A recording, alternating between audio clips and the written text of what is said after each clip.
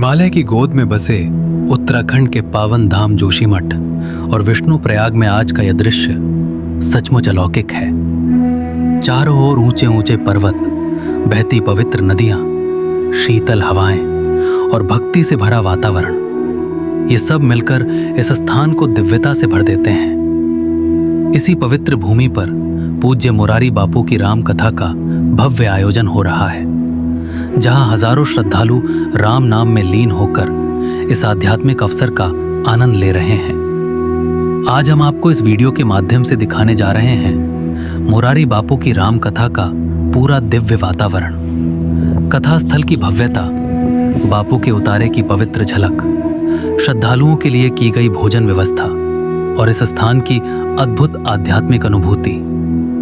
जैसे ही हम कथा स्थल के पास पहुंचते हैं, दूर से ही जय सिया राम के स्वर सुनाई देने लगते हैं। विशाल पंडाल श्रद्धालुओं से भरा हुआ है।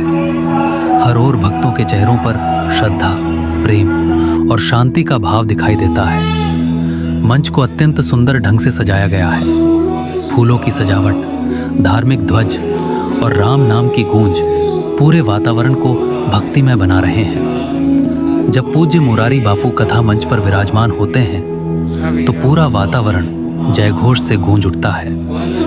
उनकी वाणी में ऐसा मधुर भाव है जो सीधे हृदय को स्पर्श करता है। रामचरितमानस के प्रत्येक प्रसंग को बापू जिस सरलता और प्रेम से प्रस्तुत करते हैं, वो हर श्रोता को आत्मिक शांति प्रदान करता है। कथा सुनते हुए ऐसा प्रतीत होता है मानो स्वयं प्रभु श्री राम की उपस्थिति इस धाम में अनुभव हो रही हो। अब हम आपको दिखा रहे हैं बापू का उतारा।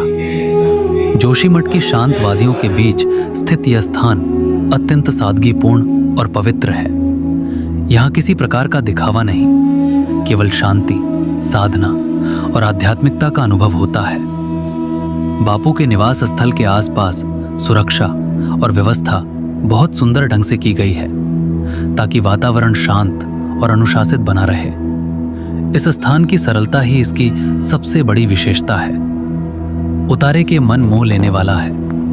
हिमालय की पर्वतमालाएं, ठंडी हवाएं और प्रकृति की शांति इस पूरे अनुभव को और भी दिव्य बना देती हैं। यहाँ खड़े होकर ऐसा महसूस होता है जैसे मन सारी सांसारिक चिंताओं से मुक्त होकर केवल भक्ति में डूब गया हो।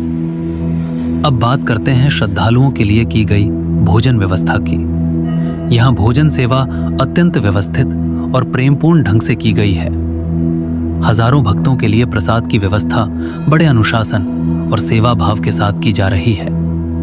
स्वयं सेवक पूरी निष्ठा से हर श्रद्धालु को भोजन परोस रहे हैं। हर थाली में केवल भोजन नहीं, बल्कि प्रेम, सेवा और भक्ति का प्रसाद समाया हुआ है।